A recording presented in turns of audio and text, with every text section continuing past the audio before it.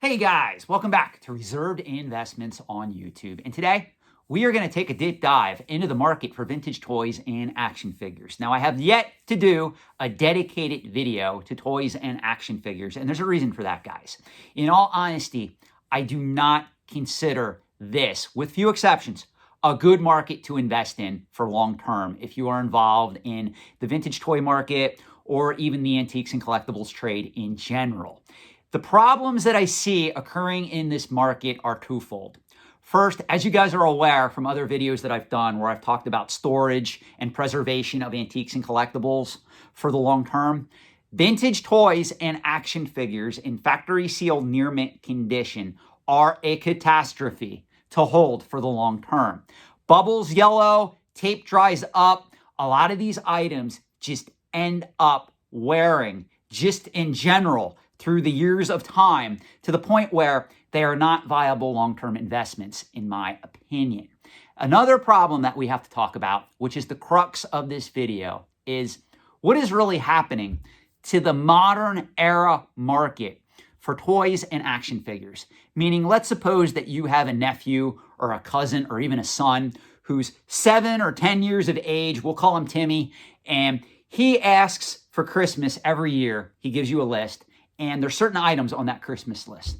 I guarantee in most cases, there are very few action figures and toys that he is asking for that you can relate to growing up in the 70s, 80s, or 90s. What I mean by that is I'm part of Generation X. When I was growing up, I was always drawn to Star Wars, G.I. Joe, Masters of the Universe, Teenage Mutant Ninja Turtles, and even Transformers, which really aren't action figures. I'm going to be 100% honest. I really don't classify Generation 1 Transformers as action figures. That's more of a more expensive, unique toy line. But overall, I was drawn to a lot of those coveted toy licenses that a lot of you guys out there also relate to. Well, kids today, more or not, if you look at their Christmas lists, they want Nintendo Switch, they want PlayStation 5, they want Xbox One X, they want maybe an iPhone, maybe an iPad, maybe an iWatch, maybe they want Lego. They're not traditionally being drawn to the same toy lines and the same merchandise that people like me were drawn to when we were growing up. Remember, I'm 44 years of age, guys. Literally, Nintendo did not come out until I was 10 years of age. Before that, all you had was Atari, ColecoVision, and Television. And let's be honest, most of those games were not as fun and entertaining as vintage Nintendo games are today. So a lot of the times, yeah, we had Space Invaders and Pac-Man, but we also wanted our G.I. Joe figures, our Star Wars toys, our Masters of the Universe, whatever it was that captivated our hearts and imaginations. Today's kids are not gravitated towards that market like we were. Now, why is this important? Well, I was recently contacted by a major company that operates in the toy marketplace. It's not one of the big names. It's not Hasbro. It's not Mattel. But this company is very well known. And they wanted me to go involved and in depth into the vintage toy marketplace and compare it to modern era toys that are selling and give them an analysis. And they're paying me X number of dollars to do this. I'm just telling you all up front. So basically, I have a consulting gig that's going to last 2 weeks with this particular company where I have to analyze the vintage action figure and toy marketplace with what's transpiring right now on the modern era scene for toys and action figures and other items that kids are gravitating towards in the modern era. Now, I thought this would be an interesting way to do a video on this because, in my opinion, you have to be very cautious if you are putting money into vintage toys and action figures for the long term. Now, let me tell you right now what some of the most popular toy brands are on the market as we enter the year 2021. And I'm not making any of this up because some of these toys are completely crazy. But this is what kids and parents are going nuts for. The first product I want to talk about, and there's only 3 before I get to the crux of this video, so just stand by if this doesn't interest you. But the first one that I want to talk about is Gotta Go Flamingo. Believe it or not, there is a product toy on the market at present time that is a flamingo that comes with a toilet and actually shits. And it is called Gotta Go Flamingo. And it is flying off of store shelves as we speak. This is a very popular toy line at present time. The next toy line we're going to talk about is Bloom dolls. Now, if you guys out there, maybe you have a daughter, maybe you have a niece, maybe you have a cousin who's young and she's really into dolls and other girl toys.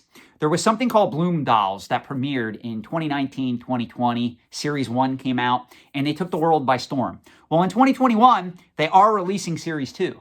And what they are is, these are dolls that come in a flower pot and you water it and it sprouts a doll out. And I don't know if it takes 9 months, wink, wink, or less for the doll to come out. But ultimately, it is basically a flower pot that contains a doll that you water that eventually sprouts into a doll. And believe it or not, the market is going hogwash for this. People are going nuts for this particular item at present time, meaning people want their wonderful Bloom dolls. Another market that should be no surprise that is on fire, obviously, is the wonderful market for anything related to Baby Yoda.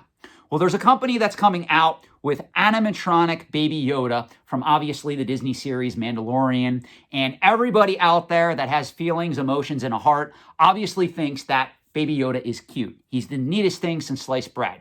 So that particular toy line, whenever it debuts, it may be out already. I have to do the research on it yet. But it should be taking the world of toys by storm. Let's be honest. Everybody wants to get their hands on a Baby Yoda. Now, what does this have to do with vintage toys, vintage action figures from an investing or collecting standpoint?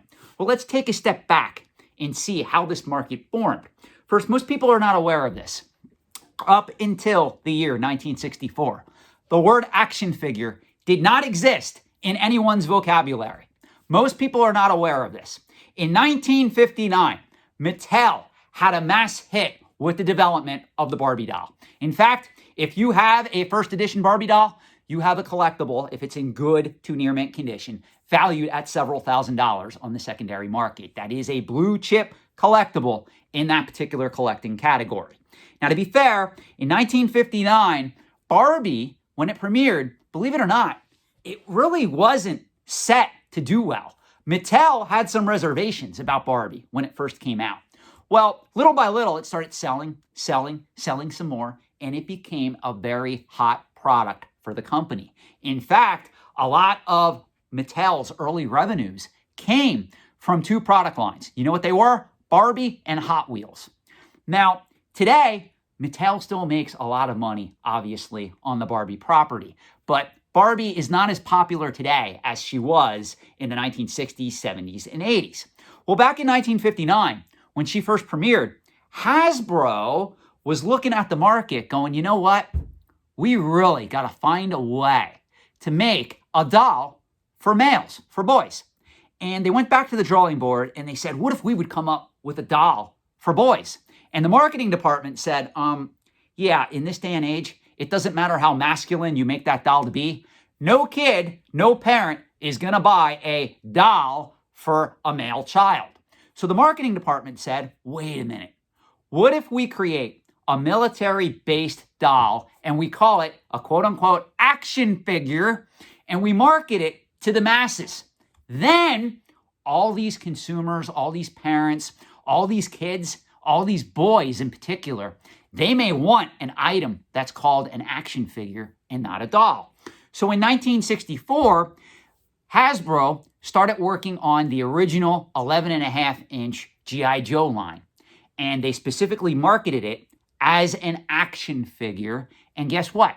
It started to sell. It started to sell some more. And as a result, the action figure was born into the toy market, which then later became the collectibles market as time went on and people wanted to go back and collect the toys of their youth.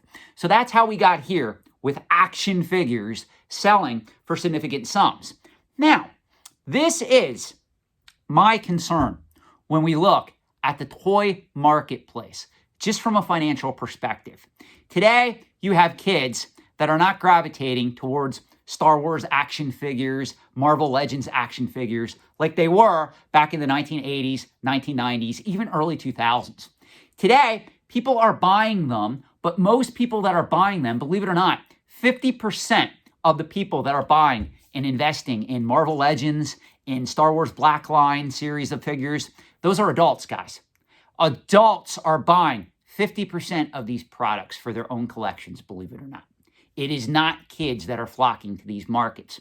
Now that, to me, spells bad news going forward, because if kids today are not gravitating towards action figures, vintage toys, and instead they're buying Nintendo Switch, Sony PlayStation 5, iPhones, iPods, Lego, what does that mean when these kids grow up and they start collecting items from their youth? If they are collectors, remember, a collector is born, they are not made. So they already have to have the gene.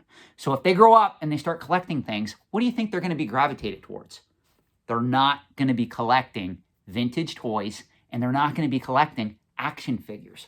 So a lot of these items are going to have a short shelf life. Now, to be fair, most people don't know this other statistic that I'm going to drop on this channel. The market cap for vintage toys and action figures is estimated to be $1 billion a year. Now, let me explain what that means.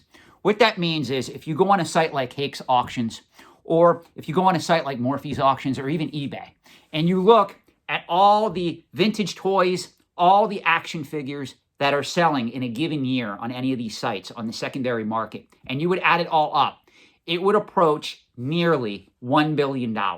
That's how big that market is.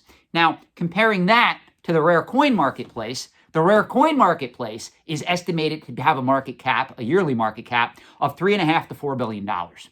So right off the bat, this is nothing to be concerned about, because obviously the rare coin marketplace is more mature and established. It's been around for hundreds of years, just about. But the market for rare coins is 4 times the size of that of vintage action figures and toys. Notice I said vintage, guys. When you look at a market cap in any collecting category, you do not include modern era products. This is a main problem that I have with speculators. Speculators come to me all the time and they say, Sean, I'm putting all my money in the video games because certain video games today are selling millions of copies. And as a result, kids in 20, 30 years, they're going to want to go back and they're going to want to buy those items that they had as a kid. But what they fail to realize is that everybody is hoarding those particular items already. So the supply on the secondary market, even 10, 20, 30 years out, is already going to be that exponentially higher than what it would have been if those people were not speculating in that market at present time. The same thing is true with Lego. There's a lot of people that are hoarding Lego sets. Lego is one of the hottest market in the toy collecting realm right now from a modern perspective. Now, from a vintage perspective, believe it or not, Lego is not as popular from a vintage perspective as G.I. Joe, Star Wars, Masters of the Universe, Transformers, Teenage Mutant Ninja Turtles. There are certain sets from the space theme, from the vintage castle theme that do sell for a premium on the secondary market. But overall, Lego just doesn't have the brand recognition and the popularity of Star Wars, G.I. Joe, Masters of the Universe, Teenage Mutant Ninja Turtles, Transformers, and the like. So that's something you got to keep in mind. Now, one of the things that I have cautioned people from coming into this market to be aware of is the fact that vintage action figures and toys are very hard to maintain condition-wise over the long term. The card backs fade, the bubbles yellow, a lot of the tape dries up. I know people who have spent significant amounts on AFA graded collections of vintage toys and action figures, and literally they kept it in a closet outside of any element, outside of sunlight, anything of that nature, and the product still fell apart over time. You have to be very careful if you are getting into this market. But I wanted to do this video today because I'm going to be doing a sequel to this video at some point where I basically put together the findings that I am working on for this company, and I come back and I report to you guys how all this research played out as to what my analysis of these markets, whether we're talking about modern toys or vintage toys, is over the next 10, 20 years. But right now, just from my perspective of being a consultant in the antiques and collectibles trade, with few exceptions, I caution people from investing in vintage action figures, vintage play sets, vintage toys in general. The markets are not as established as you think, especially even if you're looking at Star Wars, G.I. Joe, Transformers, Teenage Mutant Ninja Turtles, and the like. Be cautious in these markets, guys. More to come. Thanks for watching, and have a great day.